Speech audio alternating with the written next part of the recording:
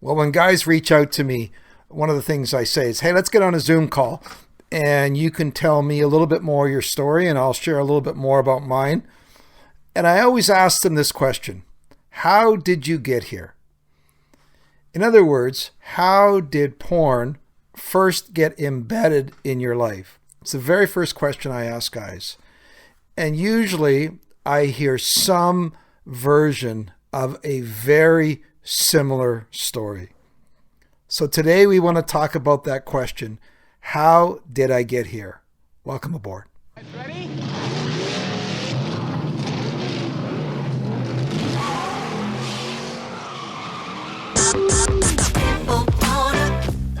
When it comes to porn, are you stuck, spinning out, or slipping backwards in your life? If so, then welcome to the Finding Traction podcast, a show dedicated to those who are looking to gain recovery momentum away from porn and toward the life and relationships they have always hoped for. Now, here's your host, Vern Tomke.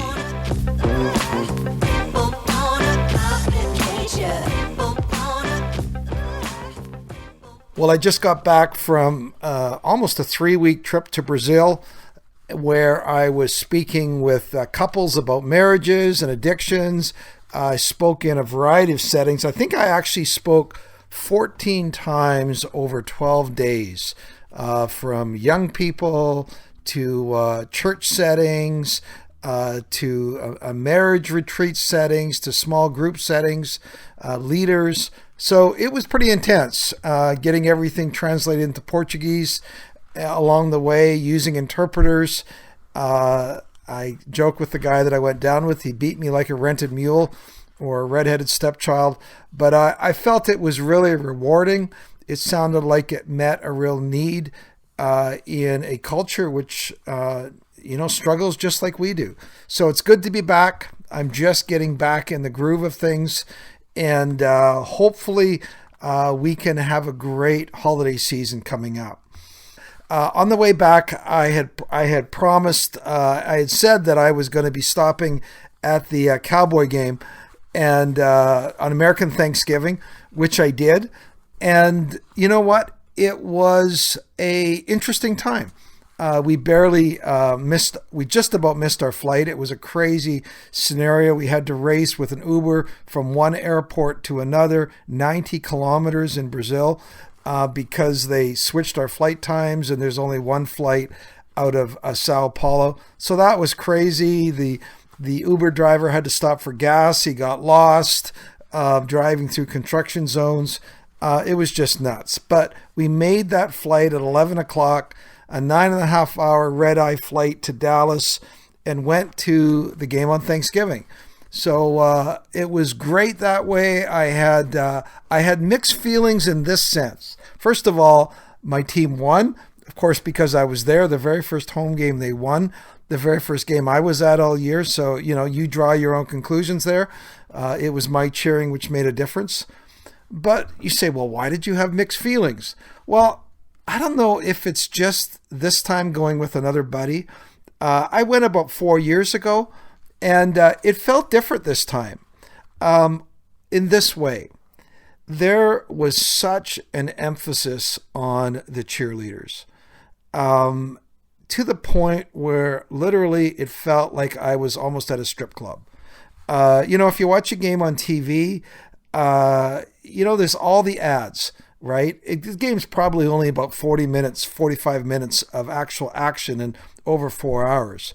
But when you're watching live, if you've been at a live football game, well, what happens when the game's not being played? Well, you all know it's all these different little contests and goofy things are happening.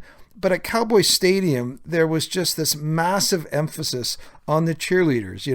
They would emphasize one cheerleader, and for an hour, not an hour, felt like an hour, for a minute or two, you would watch her from every angle, gyrating and dancing. And, it's like, well, here's Cinnamon on stage 3. Like, it really was so over the top. I was like, you know what?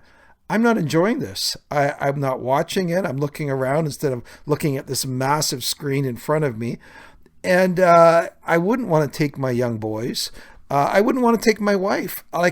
I know marching bands and cheerleaders are a big part of the American football scene, but it was so over the top. And I'm just going, you know what? That actually wasn't helpful for me. So it might be the last game I go to live. I think I'll just watch it on TV.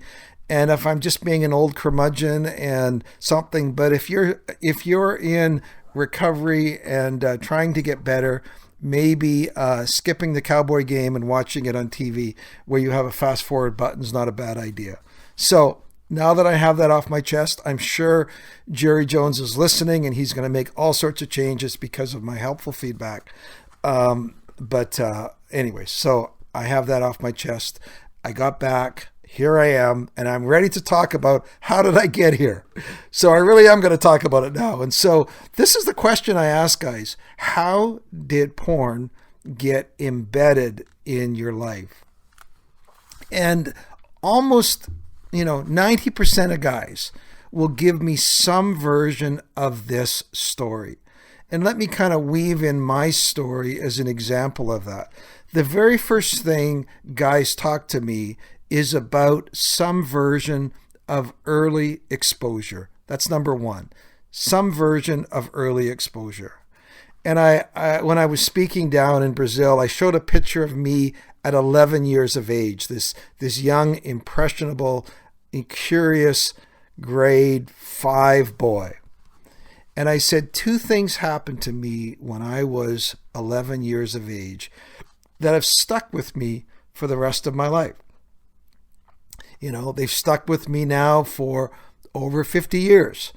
The very first thing is I read a comic book called Tom Landry and the Dallas Cowboys. And of course, you've seen how that's, marked me and changed me. And it was something I read. And at that age, 11 years of age, the brain, your brains are wet cement. You're young, you're impressionable. It's like you have just poured the cement in the forms, and you can write in it, you can do whatever you want, you can step in it, and it will leave a permanent imprint. And that's what happened to me, 11 years of age. The other thing that happened to me at 11 years of age is I was exposed to my first porn magazine. And that also left a deep, deep imprint in my life.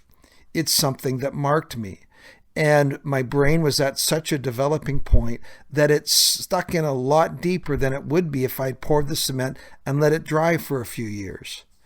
So first of all, the thing that impacted me was early exposure. Now, I'm partly dating myself because I'm talking about magazines. And I'm very much aware that most people now are exposed through smartphones and stumbling across stuff on the internet or your friend showing you something on your phone when you're young. So that age 11 is getting pushed younger and younger. 10, 9, 8, and so, at young ages, boys are being exposed to not just centerfolds, but hardcore porn. I talked to a fellow recently. He says, we got to call exposure to hardcore porn at an early age for what it really is. It's sexual abuse. It's trauma. It's something which is deeply, deeply imprinting. So if my story holds true for a porn magazine at 11 years of age, you can imagine just 7, 8, 9 being exposed to some of the forms of porn, the impact that it's having on young brains, young developing brains. It's one of the reasons why I try to say to parents, and not in a legalistic way, but it's like, seriously, you got to take your role and your responsibility seriously in terms of creating a safe environment at home. You lock your doors every night. You don't let let your kids be babysit, by somebody with a sexual offense history down the road. And yet you have your kids with unfettered smartphones and internet access. It's like, give your head a shake. This is damaging kids, and it's something kids are having to deal with for the rest of their lives. So that's the very first thing, is early exposure. What happens when you let the cement dry? How do you break up cement when the cement is dried for 10, 20 years? When people call me and they're going, well, now I've been struggling with this since I was 11 or 12 or 10 or 11, and now I'm 31 or 41. It feels like you're really having to bring out a jackhammer and try to break up the cement. That is really literally how it feels, because the cement in our lives has hardened so much. So, number one, we got here probably because of early exposure.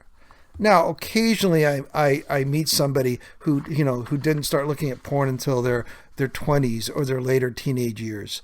But I'll be honest, that's really a pretty rare thing. In fact, I tell them you're actually probably going to break this easier because it wasn't started as early in your life.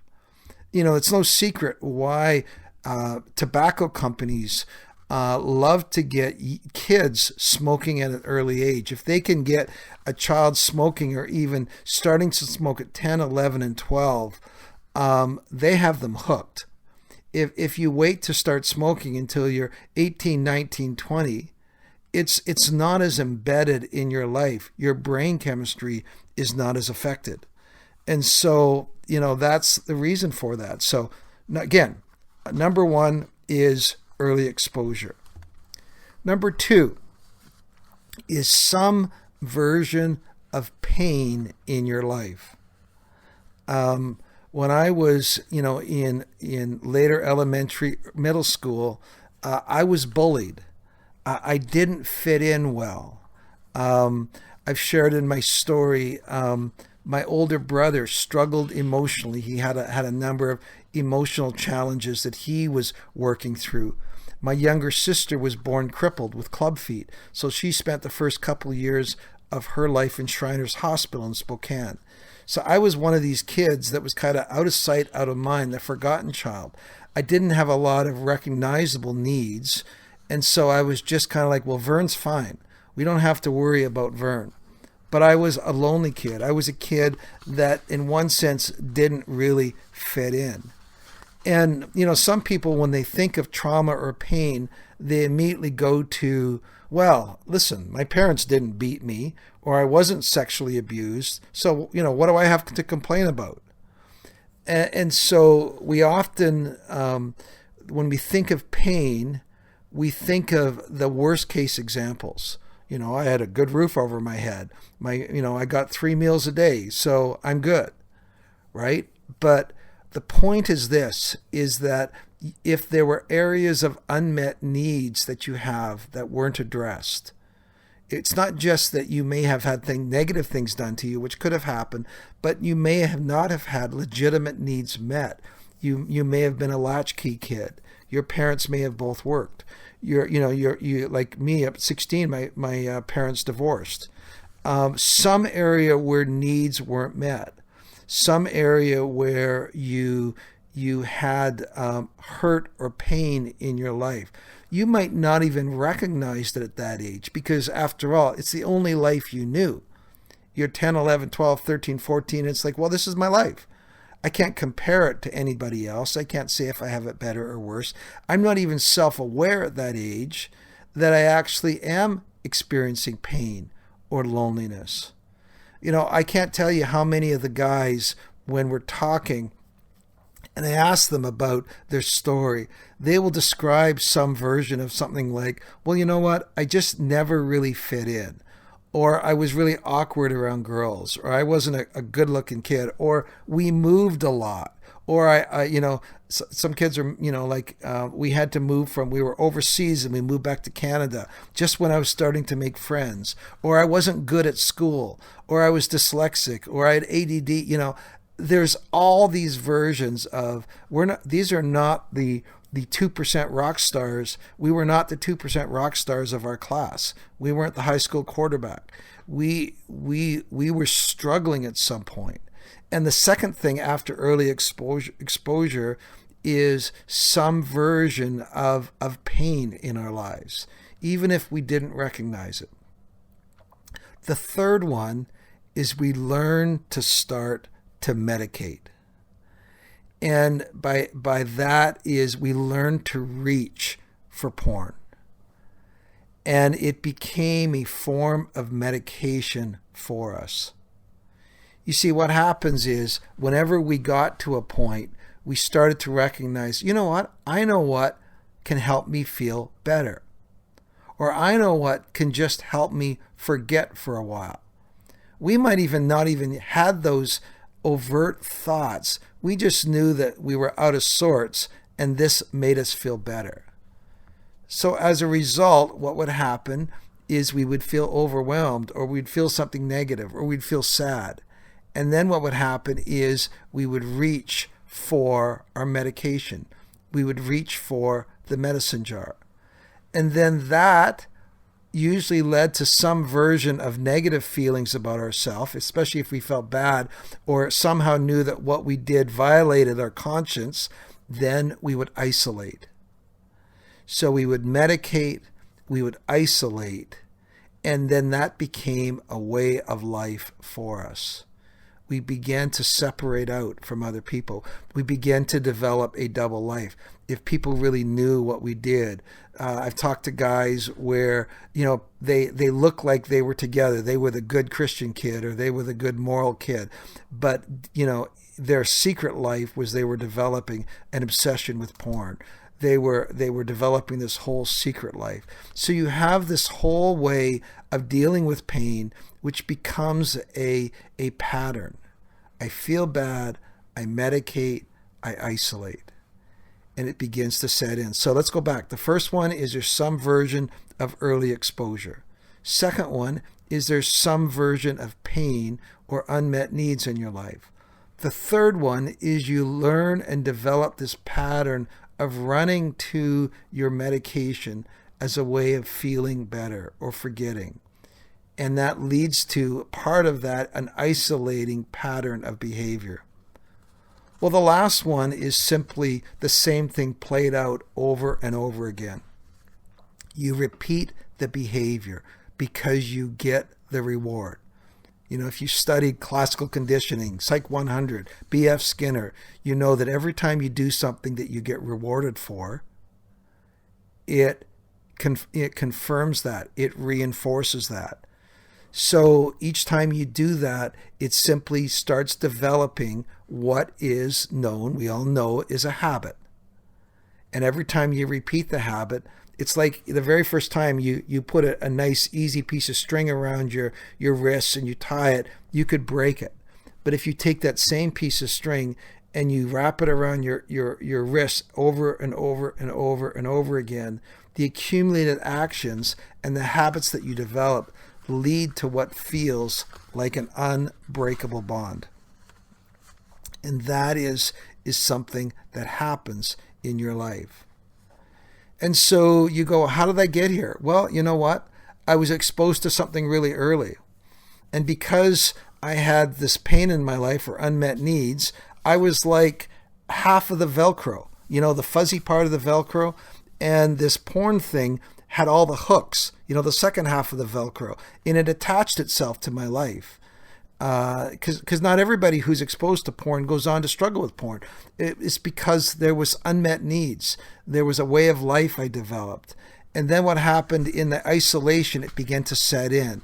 I began to reach for it over and over and over again. And as I did that, it became an embedded pattern in my life. And so now I'm 30 years old, or now I'm 45 years old, or 55 years old, and I'm realizing I've struggled with this ever since I was a young boy. And that's when you begin to unpackage, you begin to unravel. Okay, what are those early unmet needs that I have? How can I meet those needs in a healthier way? What are those habits that I've developed? How do I begin to break those habits?